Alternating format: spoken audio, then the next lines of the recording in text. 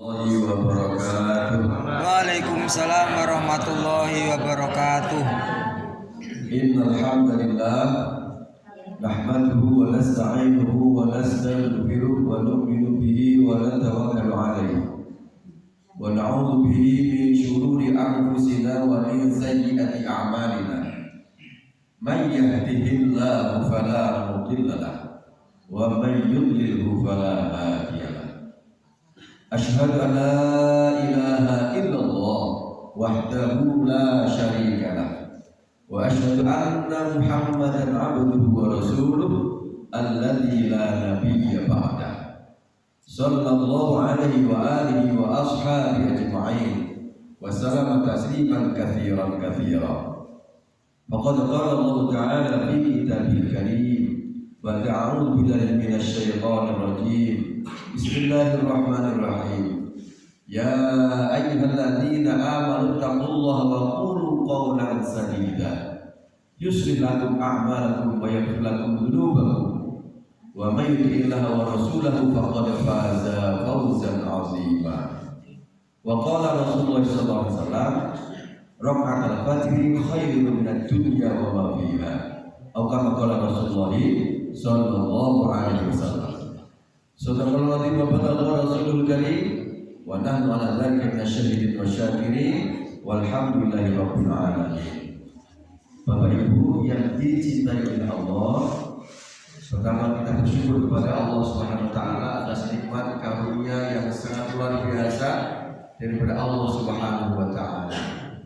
Masya Allah, saking nikmatnya, saking besar nikmat yang Allah berikan kepada kita, sampai Nabi sampaikan, Nabi sabdakan, raka'atul fajri khairun minad dunya wa ma fiha. 2 rakaat sebelum salat subuh itu lebih baik daripada dunia dan seisinya. Bapak Ibu yang dicintai oleh Allah SWT, kalau kita dikasih uang 1 miliar, kegedeannya agak kecil sedikit, kita dikasih uang, tiba-tiba ketemu seseorang di jalan, kita lagi butuh duit, Masya Allah, kalau dikasih uang 200.000, saat itu kita butuh duit 200.000, di tengah jalan ketemu, assalamualaikum, Bapak mau kemana? Saya mau ke terminal sana.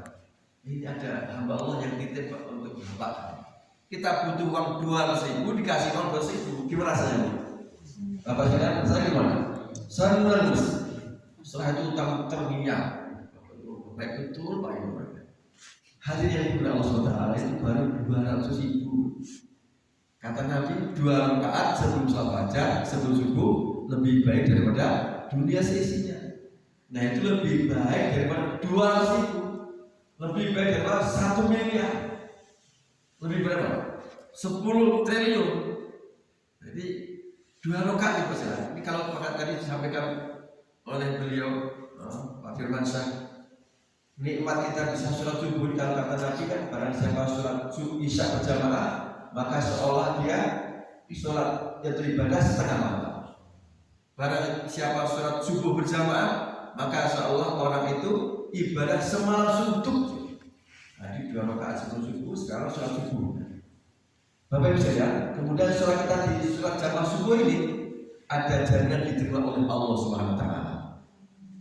Ada jaminan diterima oleh Allah Subhanahu wa taala. Kenapa? Setelah Nabi, bahasanya Allah Subhanahu wa taala suka melihat pada 4 amal. Jadi antaranya Allah suka melihat orang yang sholat subuh dengan berjamaah. Sholat berjamaah. Allah Subhanahu wa taala suka melihat orang yang sholat dengan berjamaah. Kalau namanya suka gimana? Diterima kan? Ya, namanya suka diterima. Contohnya istri saya panuan, tapi saya suka, gimana? Ya diterima. Istri saya mau ngapal kan gitu. Maksudnya tadi, walaupun ada cacatan kekurangan, diterima oleh Allah SWT. Apa di antaranya sholat diterima? Yang pertama, ulama menyampaikan, kalau di antara jamaah tadi imamnya khusyuk, maka walaupun makmumnya nggak ada khusyuk sama sekali, maka itu sudah diterima oleh Allah SWT. Satu saja yang khusyuk. Ternyata umpamanya Umpamanya Pak Imam orang busuk, Pak Di, tapi ada ngobrol-ngobrol. jamaah yang busuk di antara satu jamaah, maka juga akan menjadi sebab diterimanya sholat berjamaah. Bapak Ibu sekalian, yang ketiga, Pak Imamnya kurang busuk, makmumnya tidak ada yang busuk. Ya pesan Nabi, sawu subuh Pak Indah kata subuh ini kita mati sholat. Sing ganteng Mas. Atau yang lain minta maaf. Maksudnya luruskan dan rapatkan barisan kalian. Alhamdulillah, sof kita sholat jamaah tadi lurus. Apa kata Nabi? Ya, luruskan dan rapatkan barisan kalian. Karena sesungguhnya lurus dan rapatnya barisan merupakan kesempurnaan sholat. Minta maaf sholat. Cukup ya, sekalian. Jadi termasuk lurusnya sholat merupakan kesempurnaan sholat. Kalau namanya sempurna pasti diterima. Subhanallah. Berkeren. Ternyata di antaranya tadi bagaimana kurang busuk. Makhluknya nggak ada yang busuk. Yang ketiga barisannya agak bengkok-bengkok. Yang keempat hadis Nabi menyatakan bahwasanya Allah suka melihat orang yang sholat berjamaah.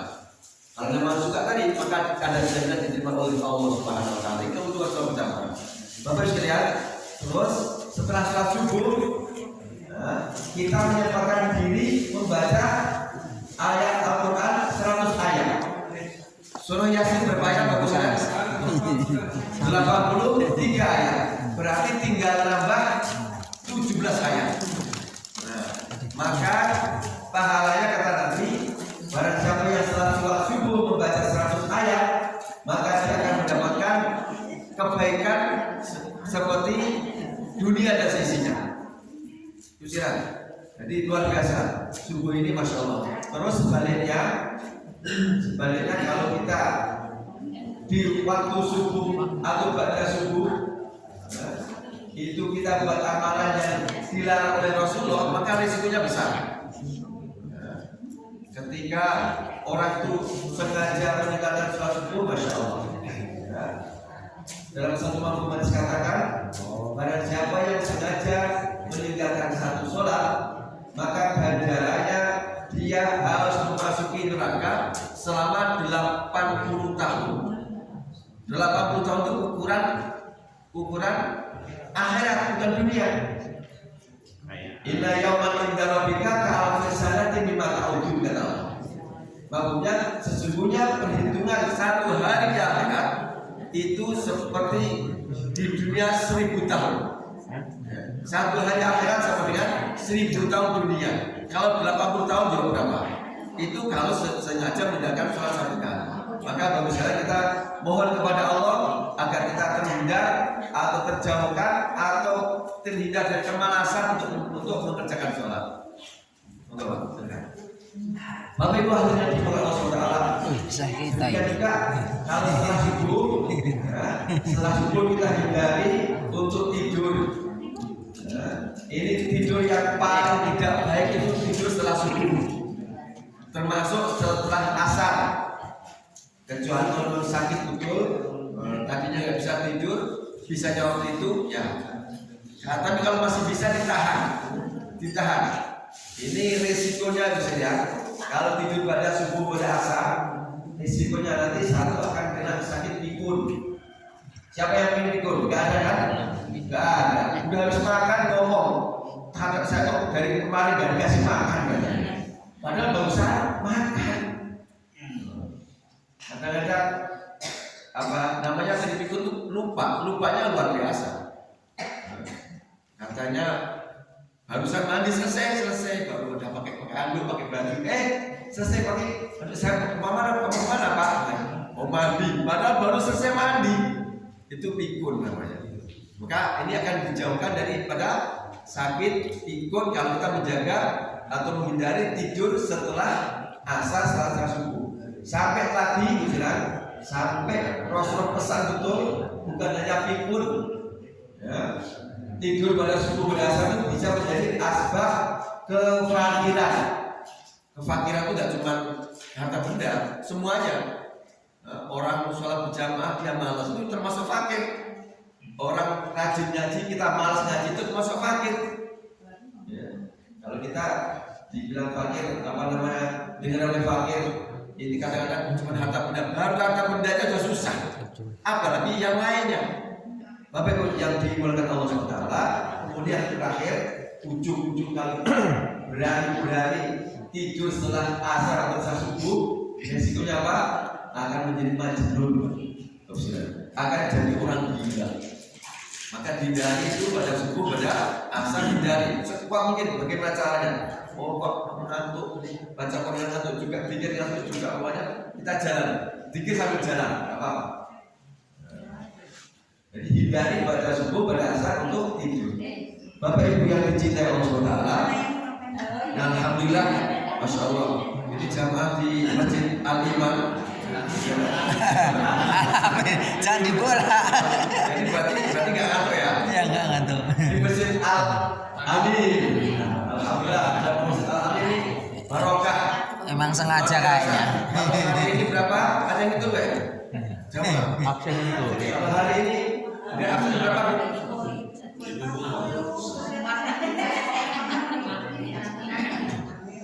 Ya sekitar 100 lah Pak.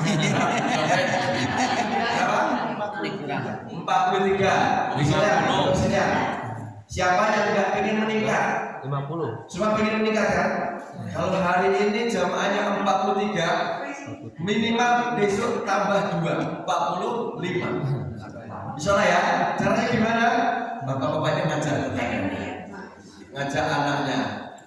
Ibu-ibu juga punya bapak ibu-ibu. Ibu-ibu itu paling dekat dengan anak-anaknya. Ya. Kalau bapak itu kadang-kadang kurang dekat dengan bapaknya. Ya masalahnya kadang-kadang bapak kan sering bekerja sana sini. Jadi kedekatan ibu dimanfaatkan sebaik-baiknya. Ya Bu ya, anaknya dirayu. Kalau seandainya ada suami yang belum datang sekarang, dirayu. Nah, kok bapak ini, bapak udah mau subuh Pak. Oh capek, cium aja. Nggak usah cium aja. Pak, wahai kekasihku, ya, yang kucintai, kami langsung bergegas banget insya Allah.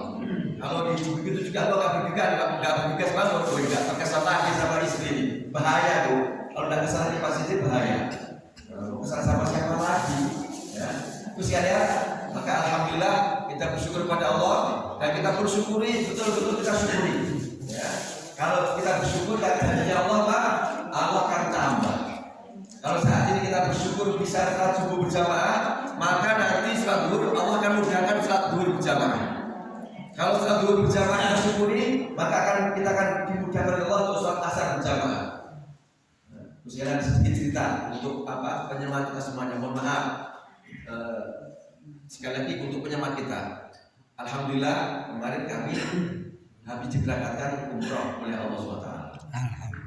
Itu sekalian. Kalau di sana itu di Mekah itu nggak ada jam, maksudnya nggak ada waktu lagi. Jam 12 orang toa, jam 2 orang bertoa, jam berapa lama itu? Karena apa diantaranya? Karena diantaranya di sana itu tempat yang paling suci di dunia ini. Kalau Mekah Baitul itu nggak ada, dunia nggak akan ada. Yakin nggak? Dulu ceritakan dunia ini asalnya air semuanya. Terus mulai muncul batu. Batu yang pertama yang kelihatan itu adalah Hajar Aswad. Jadi dunia ini ada asbab adanya pertama adalah ada Baitullah itu. Kalau Ka'bah itu nggak ada, dunia nggak ada, kita juga nggak ada. Sekalian, cuman lagi semulianya beliau, ini masih mulia baginda Muhammad SAW. Kita umatnya Nabi Muhammad SAW. Kita ini umat yang paling mulia istilahnya. Dan satu umat kita, ya, bahwasanya dulu nabi-nabi, para nabi dahulu, Nabi Adam, Idris, Nuh, Soleh sampai Nabi SAW, itu beliau tidak akan masuk surga sebelum Nabi Muhammad SAW. Ini apa namanya? Kemudian yang kedua, umat terdahulu, umatnya siapa? Yang kuat-kuat, yang hebat-hebat, umatnya Nabi Musa yang hebat. Ada umat Nabi Musa itu sujud di atas batu, bukan jidatnya yang benjol. Nah, kita jidatnya benjol kalau sujud lama-lama kan.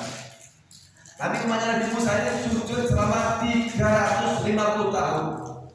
Itu sampai batunya lekuk. Ya, batunya lekuk. Dikalah batunya dengan jidanya jidanya kaum Nabi Musa. Silakan. Itu yang ibaratkan begitu, itu nanti akan kalah dengan umat akhir zaman. Kata Nabi, umat terdahulu tidak akan masuk surga sebelum umat akhir zaman masuk surga. Jadi sekalian, kita ini umat akhir zaman, datangnya belakangan, tapi pulangnya duluan. Yang terakhir, umat atau kaum terdahulu tidak akan masuk neraka sebelum umat akhir zaman masuk neraka.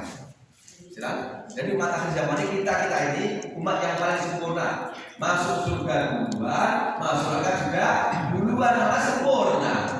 Orang yang paling hebat kan begitu. Seperti Nabi kita katakan, Sayyidul Anbiya wal Mursalin, penghulu nabi rasul bagi Nabi Muhammad SAW. Maka kita juga umat yang paling hebat. Mau nggak kita gunakan kehebatan kita ini? Selalu ya, bagus ya. Caranya apa tadi? Hebatnya kita ini adanya adalah kalau kita waqulu qaulan sadida. Kita suruh oleh Allah disuruh untuk menyampaikan perkara yang paling baik, pengomongan yang paling baik. Apa itu yang paling baik? Dakwah, ngajak. Dakwah itu ngajak maksudnya. Jadi kalau kita hari ini 45, besok kalau 2 kali kita coba 90. Nah, masya Allah. Kalau besok pagi ini jamnya 90, janjinya Allah apa? Walau anna ahlul qura amanu wattaqau la fatahna 'alaihim barakatin minas samai wal ardh. Kalau satu kampung itu beriman dan bertakwa kepada Allah, maka Allah akan bukakan keberkahan dari langit dan bumi. Kira-kira sebenarnya kalau bukan keberkahan langit dan bumi. Kalau dibuat keberkahan, masya Allah. Tapi tanah Mekah Madinah tadi di sana itu nggak ada tanaman dan sayuran nggak ada, tempe nggak ada, orang kedelai nggak ada, tapi kita bisa makan kedelai tempe di sana. Nah, di sana, masya Allah, ada gurun pasir itu ratusan kilometer, nggak ada apa-apanya, gurun pasir aja, gurun batu ya ribuan kilometer. Jadi pak gurun batu betul pak. Sampai Rasulullah bertahan di bawah itu luar biasa. Seperti kita dengar juga siapa dulu Siti Hajar yang kita sa'i itu kan, sa'i itu kan jalan biasa, tapi kurang lebih ada berapa meter, 16 meter nggak salah, itu kan harus kecil di situ. Tapi di antara untuk tempat jalan kecil tadi semuanya batu juga dulu. Kalau sekarang sudah enak, sudah marmer, tapi enak jalan bisa diserang begini. Kalau dulu nggak bisa Siti Hajar begitu. Maksudnya kita ingat mujahadahnya, susah payahnya Siti Hajar dahulu untuk mendapatkan air. Jadi kisahnya kenapa harus begini lagi kecil itu? Kisahnya itu Allah SWT melihatkan soal itu air, padahal nggak ada airnya. Tapi kalau kita sekarang itu sa'i itu sambil kecil itu dapat pahala, cuma ngikutin itu aja padahal di atas marmer. Maka kalau kita ikut Rasulullah, Nabi kita Muhammad SAW, maka itu apapun yang beliau buat kita ikuti dapat pahala. Bahkan nggak cuma dapat pahala, kalau mati kita berbuat ikut Rasulullah, maka matinya mati syahid. Usiran, kalau sekalian, mohon maaf betul. Tapi kayaknya perkara sepele, tapi besar di sisi Allah. Contoh kita masuk WC, ya, usiran. Contoh kita masuk WC, yang dicontohkan Rasulullah masuk WC itu kaki kiri. Kalau lupa, diulangi, jangan masuk kaki kanan. Ya, masuk kanan itu ke rumah, ke masjid, itu masuk kaki kanan. Nah, kalau masuk rumah, masjid ke kaki kiri diulangi, mundur lagi. Usiran, ketika masuk WC, kita ikut Rasulullah, maksudnya kaki kiri sebagai doa. Allahumma ini, a'udzubika minal khubuthi wal khaba'ith. Benar masuk kiri, terpleset itu langsung ke dunia, maka matinya mati syahid. Nah, ini kayak cuma di WC, pada saat jatuh mati pada ini kalau lihat itu Rasulullah matinya mati syahid. Tapi kalau lihat itu Rasulullah, woi WC saya sendiri, siapa yang ngaku? Kaki kanan, dah jatuh maka matinya mati sakit. Tidak syahid dengan sakit. Sedikit diberikan semoga dari kesempatan kita semuanya juga untuk mengamalkan dan sampaikan. Subhanallah bihamdihi subhanallah. Assalamualaikum warahmatullahi wabarakatuh. Waalaikumsalam warahmatullahi wabarakatuh.